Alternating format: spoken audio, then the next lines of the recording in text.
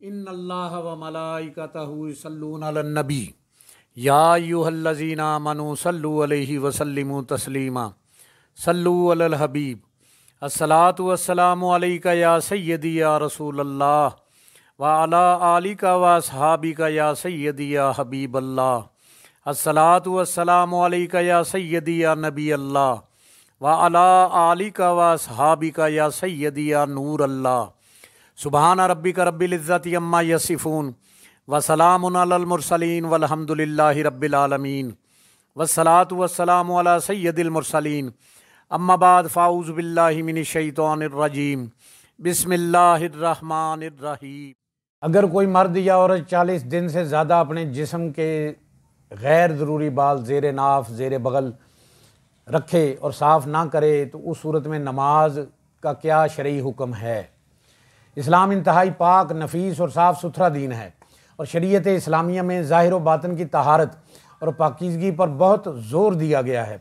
قرآن کریم میں اللہ رب العزت کا ارشاد ہے، اور اللہ طہارت شعار لوگوں سے محبت فرماتا ہے۔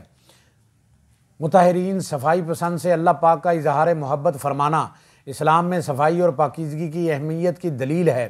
اسلام نے جسم کے غیر ضروری بالوں کی صفائی کو طہارت کا حصہ بنایا ہے اور انسانی فطرت کا تقاضا قرار دیا ہے۔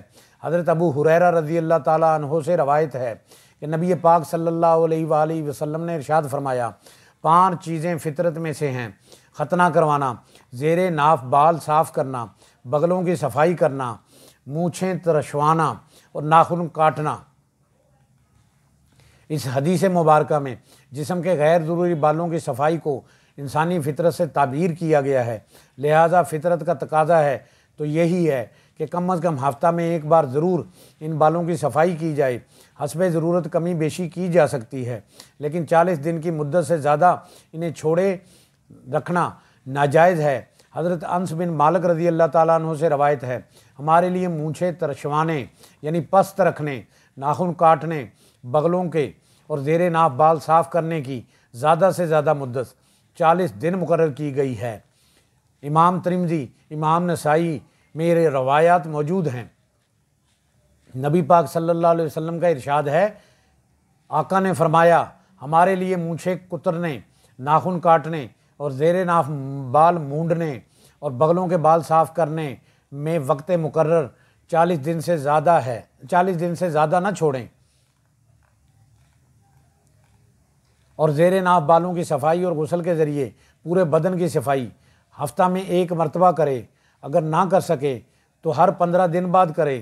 40 دن کے بعد کوئی عذر قبول نہیں ہوگا، لہٰذا ہفتہ میں 1 مرتبہ کرنا افضل، 15 دن میں 1 مرتبہ کرنا اوسط، اور 40 دن میں 1 مرتبہ کرنا بعید کا درجہ رکھتی ہیں، اور 40 دن کے بعد کوئی عذر قبول نہیں ہوگا اور وہ سخت گناہ گار ہوگا۔ زیر ناف بالوں کی صفائی ناف کے نیچے سے شروع کرے، اور اگر بالوں کی صفائی کے لیے اگر کوئی پاؤڈر یا کریم کا استعمال کرے تب بھی جائز ہے۔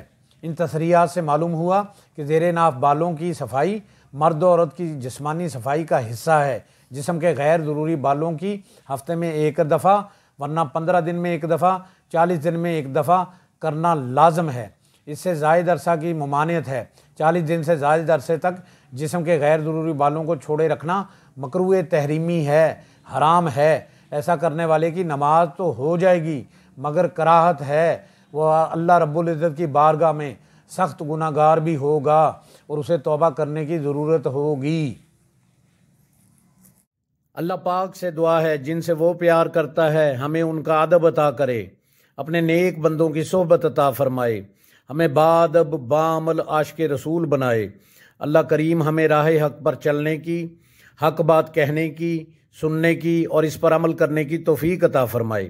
ہم سب کی جان آقا کریم صلی اللہ علیہ وآلہ وسلم کا فرمان عالی شان ہے، جو شخص میری امت میں نیکی پھیلائے یا اچھی بات پہنچائے اللہ اس سے پیار کرتا ہے اور جنت اس کا مقدر ہے۔ گناہ گار ہیں، بدکار ہیں، سیاہ کار ہیں میرے مولا، جو بھی ہیں تیرے محبوب کی امت میں سے ہیں۔ یا الہی کر کرم کروا کرم، دونوں جہاں میں رکھ شرم۔ جس کسی نے بھی دعا کے واسطے یا رب کہا، کر دے پوری آرزو ہر بے کس و مجبور کی، جس کسی نے بھی دعا کے واسطے یا رب کہا، کر دے پوری آرزو ہر بے کس و مجبور کی۔ آمین بجاہ نبی الکریم الامین، وآخر دعواہم ان الحمد للہ رب العالمین۔